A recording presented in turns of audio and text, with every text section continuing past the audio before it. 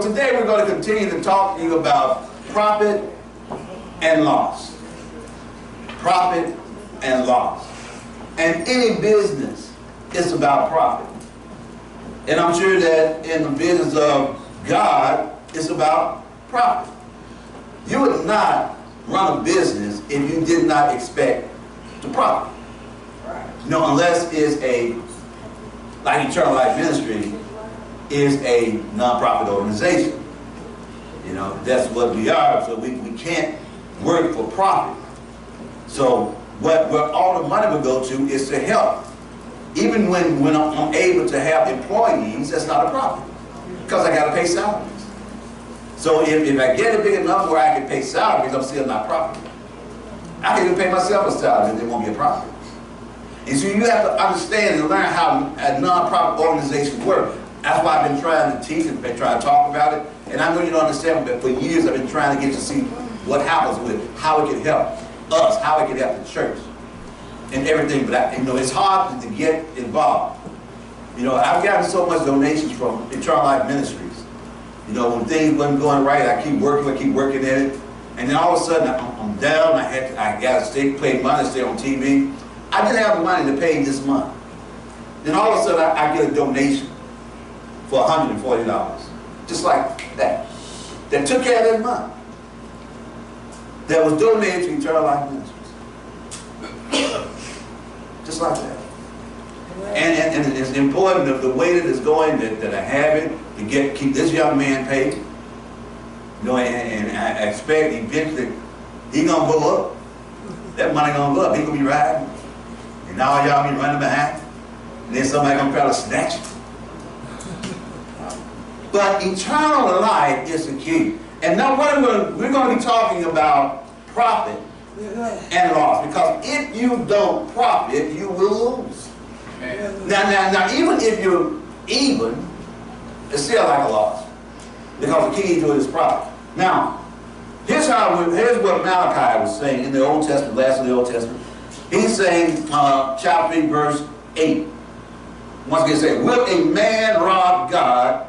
Yet ye have robbed me, but ye say, wherein have we robbed thee? And then he say, in tithes and offerings. So how is that a robbery? For whatever reason it was, and I can't say, I can't answer why God created us. And we have many ministers, you know, evangelists and many speakers, and they come up with all kinds of different ways why we here. You know, and you know, and God did this, and God did this. And me, I'm just going to be honest, I have no idea why. I know that's right.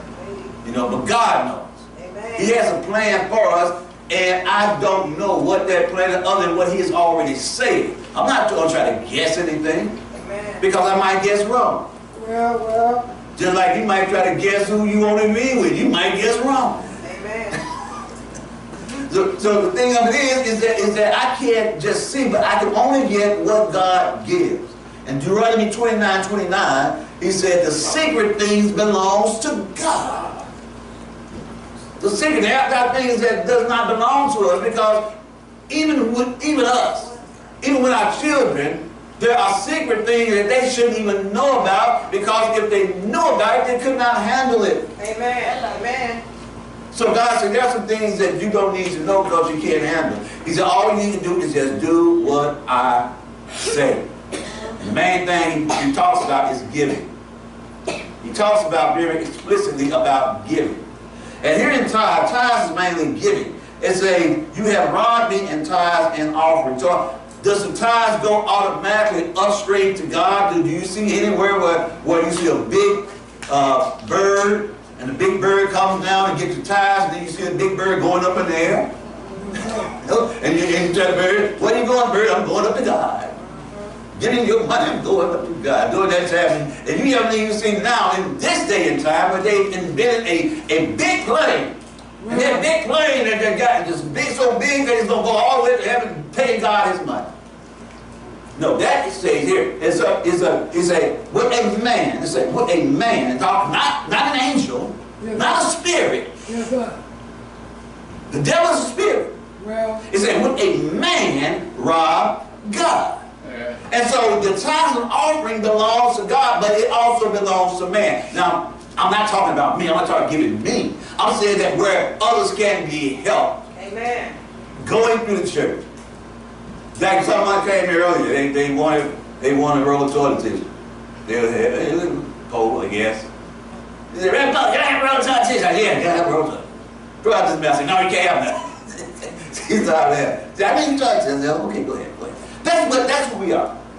I was also told this, is that based on tithe, basically all the churches, basically, only about 10% or less pay tithes. That's probably true. I know that's true here, maybe lower than 10%. But it says that, I was told, it said no matter how big the church is, you're going to only have about 10% paying tithe. Well, let's say you have a church that has 1,000 members, and only 10% of those pay tithe, then that's way more money we will get than 10% pay in. Amen. So we as a small organization have to think higher than needed. I can relate that to the woman that gave a small mite. Well, You know, because it says she gave all she had, but she gave more than what she got. So we have to think higher than that. Now, I know that you can't give more than what you got, but you have to train yourself, or you have to have faith in what God is saying. This is what the faith is here. man. God says in verse 9, he says, "You are cursed with a curse, for ye have robbed me, even this whole nation." Wow, the whole nation, he's saying.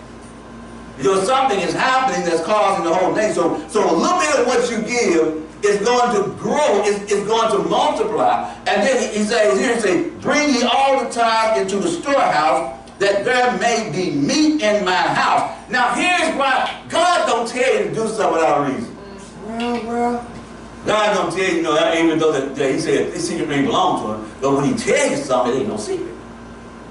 He can tell you why you're doing it.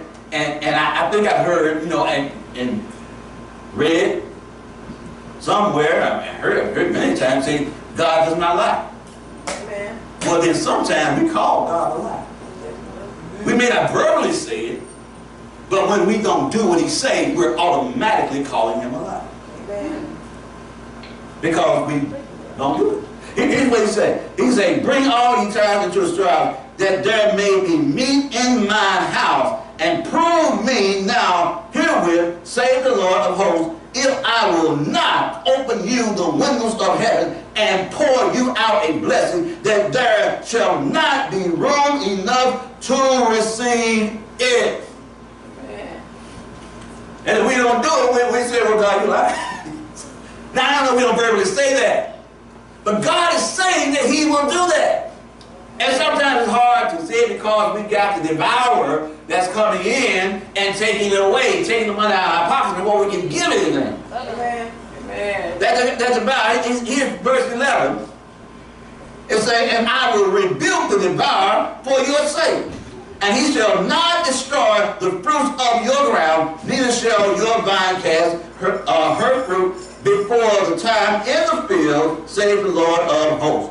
Now, and it says here, I just want to say it, "And all nations shall call you blessed."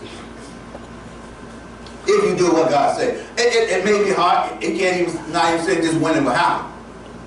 But that is a law that he has in giving. In giving. And Jesus himself said, give. They said, first he said, forgive. He said, judge not, condemn not. And he said, forgive.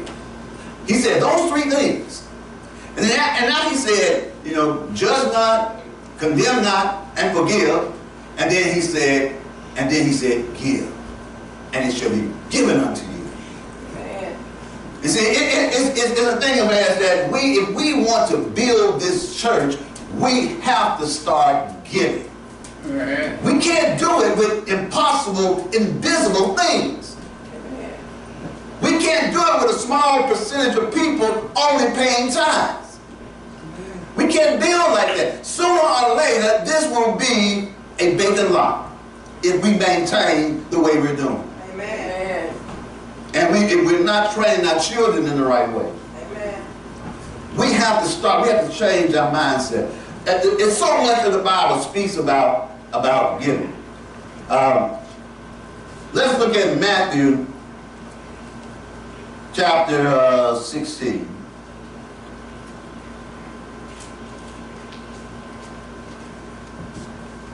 And I want us to look at verse 24. Matthew chapter 16, verse 24.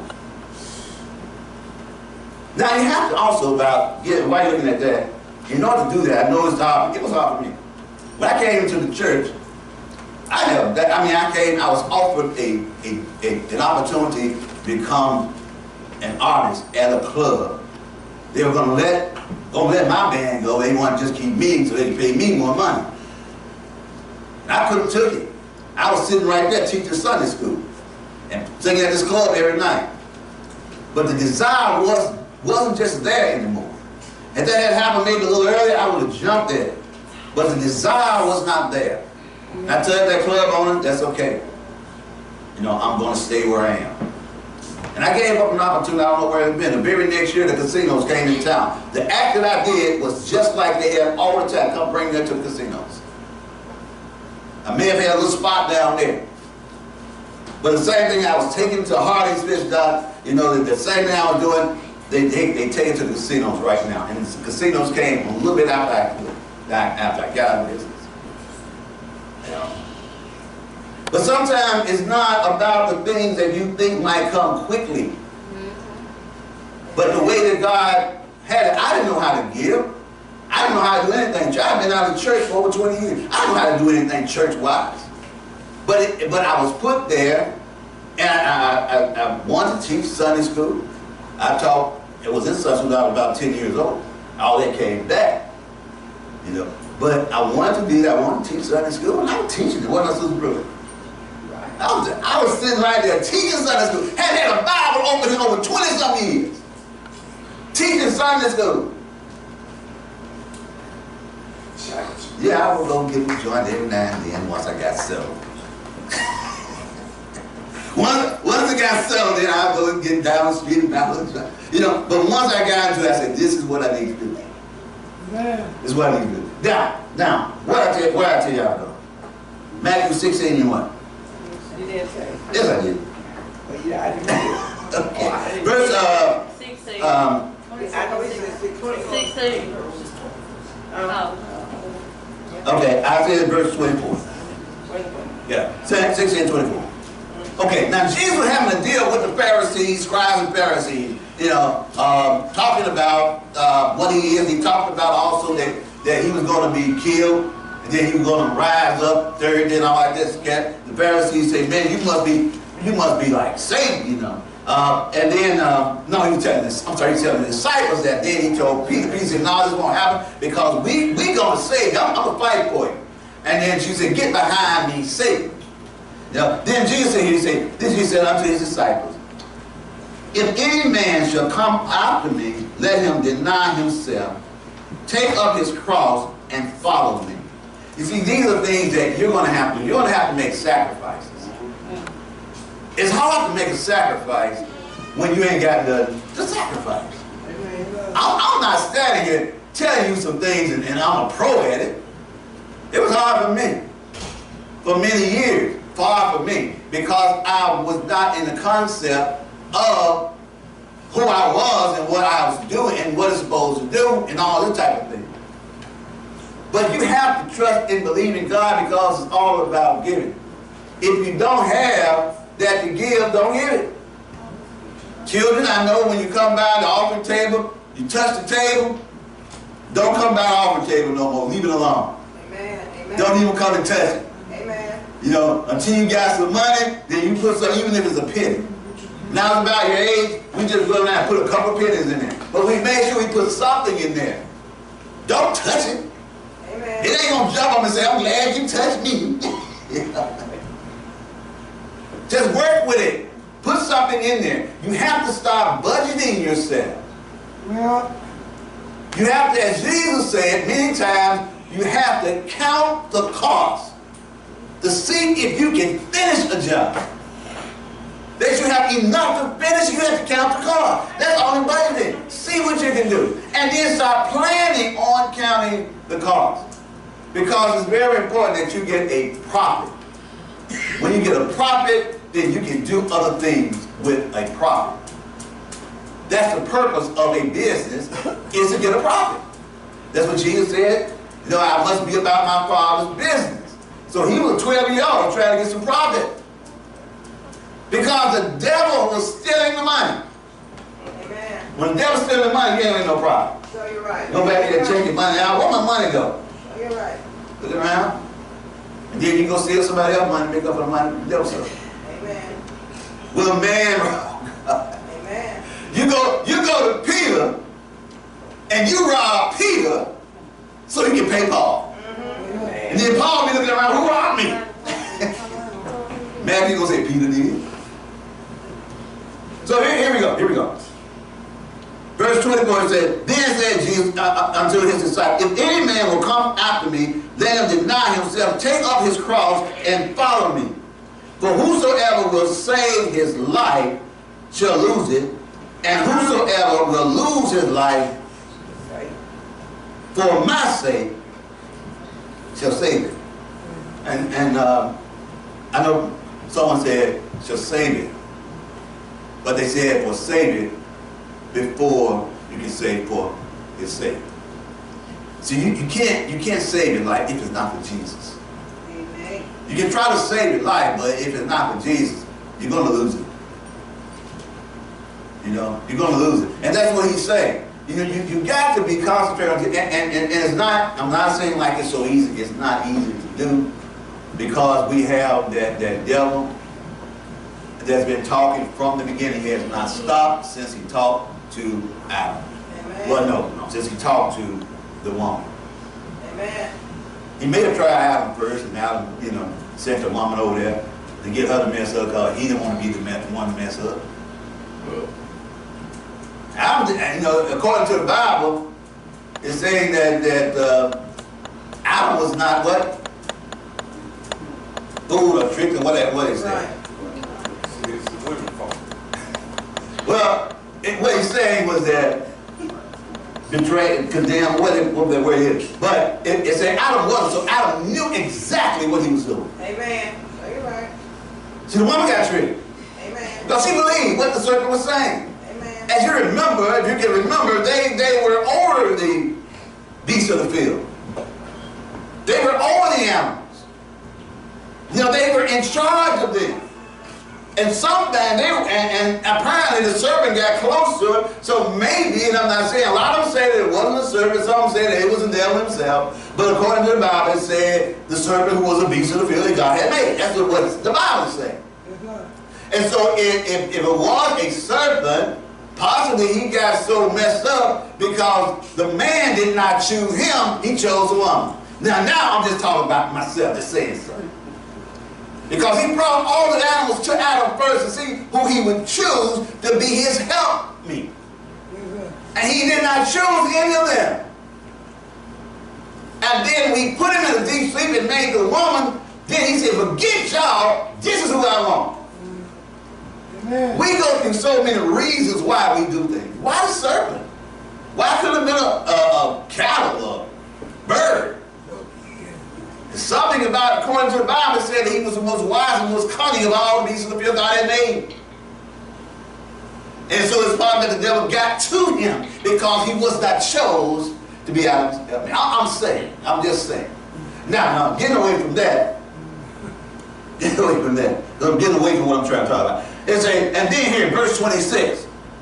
When it says, well, whosoever will save his life shall lose it, and whosoever will lose his life for my sake shall find it. Shall find it.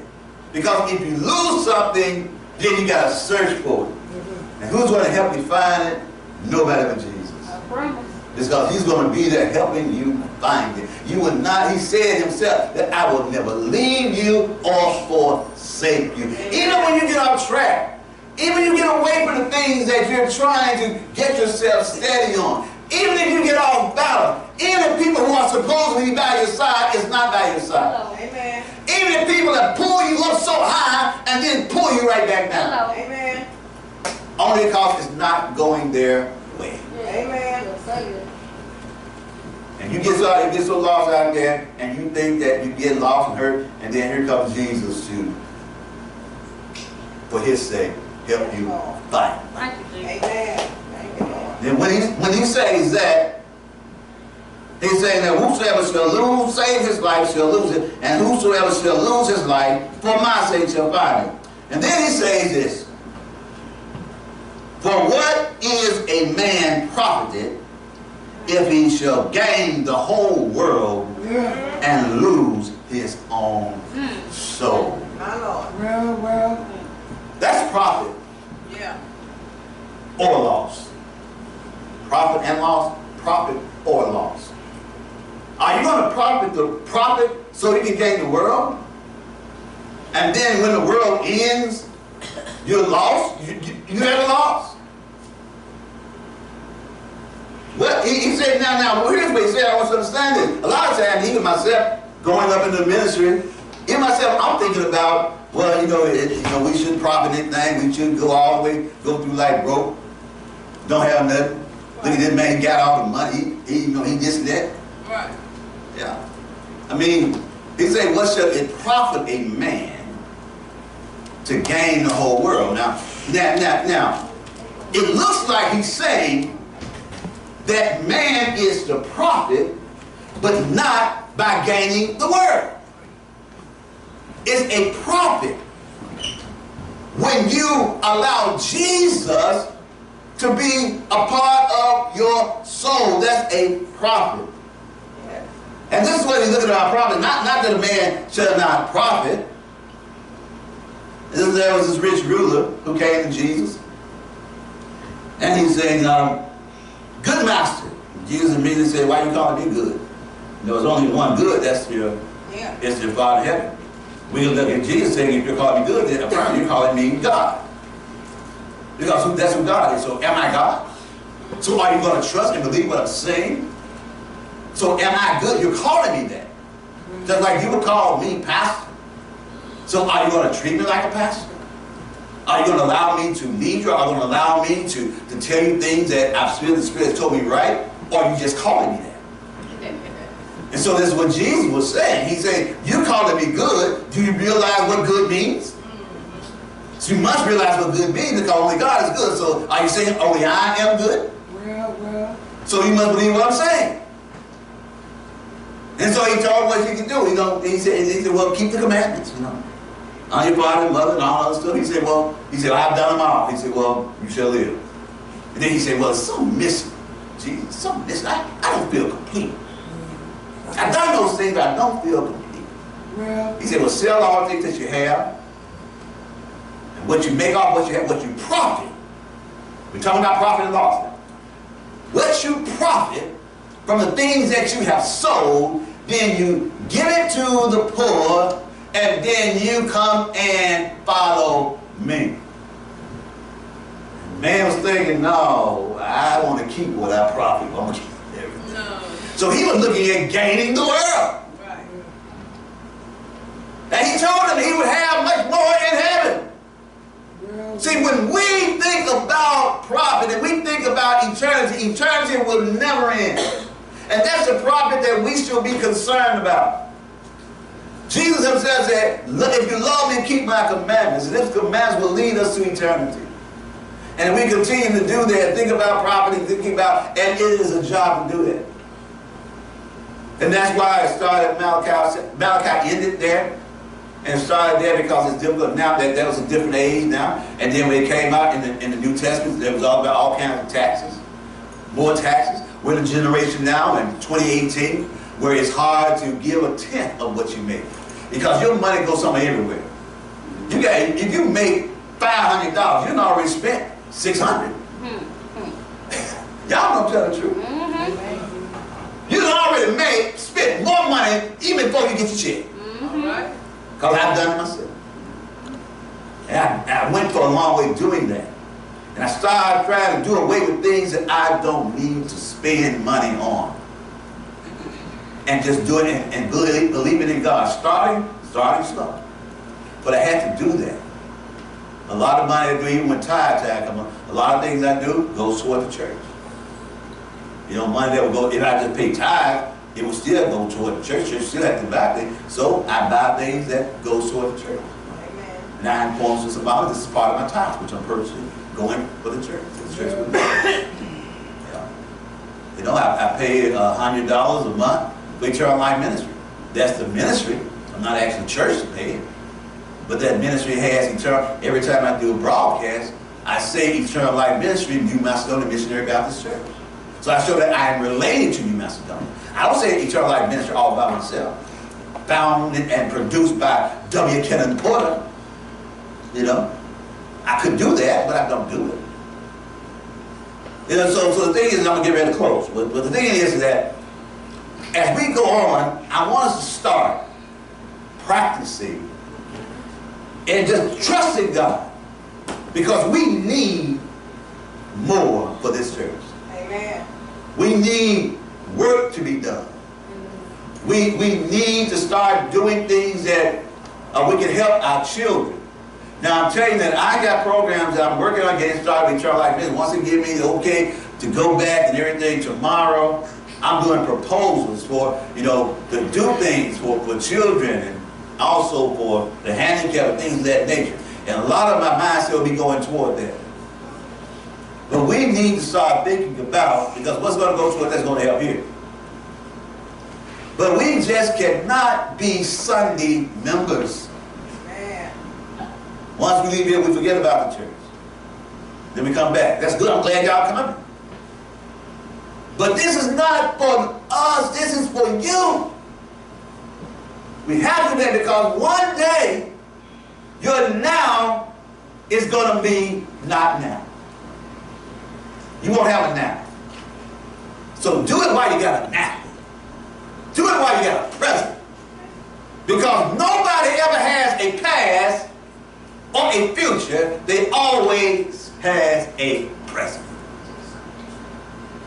that they live in. They live in your present. So let's do it now. At this time, we're going to eat of the bread and drink of the fruit of